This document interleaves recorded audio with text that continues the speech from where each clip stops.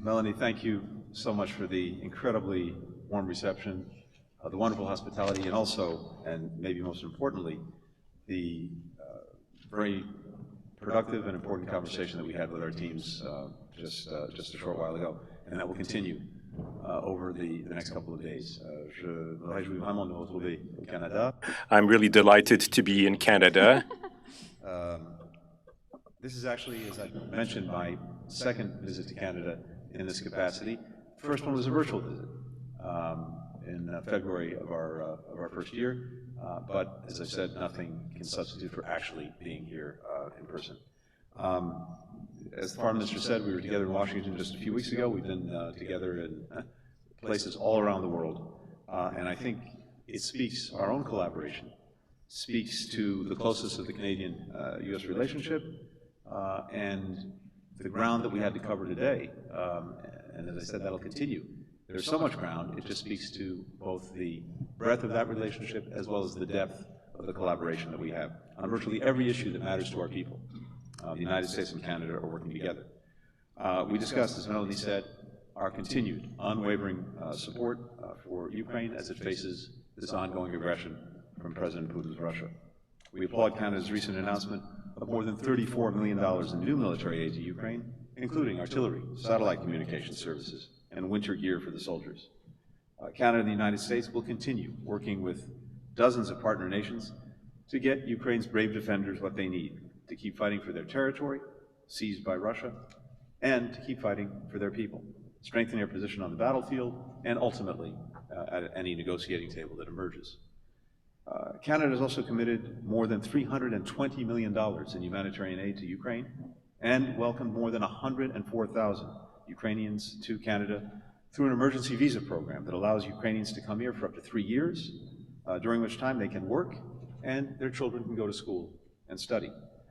Communities from Newfoundland and Labrador to the Yukon are supporting this effort, including members of the Ukrainian diaspora that I met earlier today at Cafe Ukraine, a community center where volunteers are doing everything from organizing social gatherings and concerts to making newly arrived families feel a little bit less isolated, helping them find jobs, providing even art therapy for trauma survivors, all of that for free. Melanie and I were joined there by Deputy Prime Minister Freeland, whose mother, of course, was born to Ukrainian refugees at a U.S. Army-run refugee camp in Germany. The story of her family, like my own, is testament to the long history of people in our nations serving the countries that once provided them refuge. The generosity toward displaced Ukrainians is part of a long tradition of Canadians opening their arms to people in need, time and again. They've done that with approximately 23,000 Afghan refugees since the Taliban takeover in August of 2021.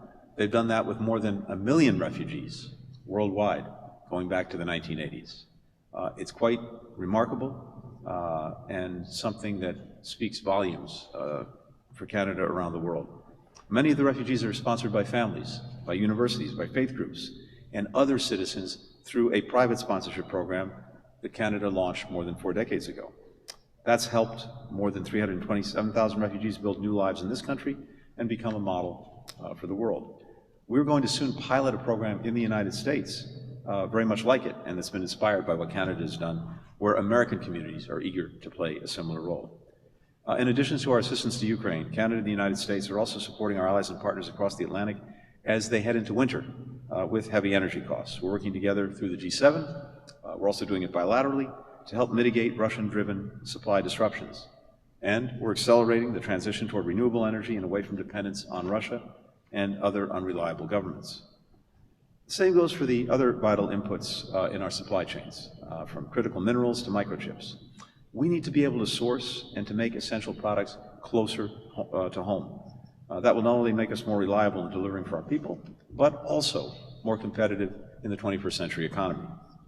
That's the idea behind the Inflation Reduction Act's tax credit for electric vehicles that are made in North America, which President Biden signed into law in August, and creates incentives for Americans to buy vehicles made in the United States, Canada, and Mexico.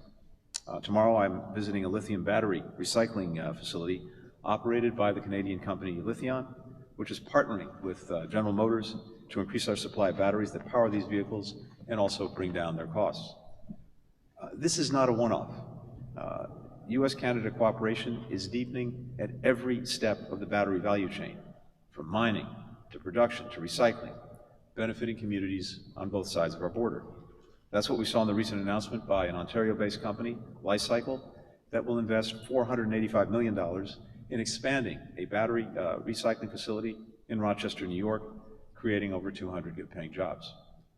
This cooperation is good for both of our nation's competitiveness. It's good for Canadian and American workers, and it's good for our planet. And it's something we're aiming to replicate across other supply chains. That's far from the only way that we're partnering to boost our competitiveness. Let me just mention quickly a couple of things. We talked about these as well. We will continue to work with Canada to advance the America's Partnership for Economic Prosperity, to drive our hemisphere's inclusive economic growth. And Foreign Minister reiterated Canada's interest in joining the Indo-Pacific Economic Framework. As you just heard, we support Canada, a fellow Pacific nation, joining this framework. In the coming months, we'll consult closely with other IPEF members on the development of a process for considering new members, because it's not a decision the United States can make unilaterally, but we would welcome Canada's participation. Melanie and I also discussed other parts of the world beyond Ukraine, where we're working together to tackle fundamental challenges to international law and to the United Nations Charter. We're working together to hold the Iranian regime accountable for its vicious crackdown on brave young women who continue to come out into the streets to demand their rights, more than 40 days now after the killing of Mahsa Amini. We fully support the statement that Minister Jolie and 11 other women foreign ministers from around the world issued condemning the regime's repression. The Iranian regime has also provided the Kremlin with drones and assisted Russia in their use. Drones that are being used to kill Ukrainian civilians and destroy the infrastructure they rely on for electricity, for water, for heat. It's appalling. And Canada and the United States will keep working with our allies and partners to expose, to deter, and to counter Iran's provision of these weapons.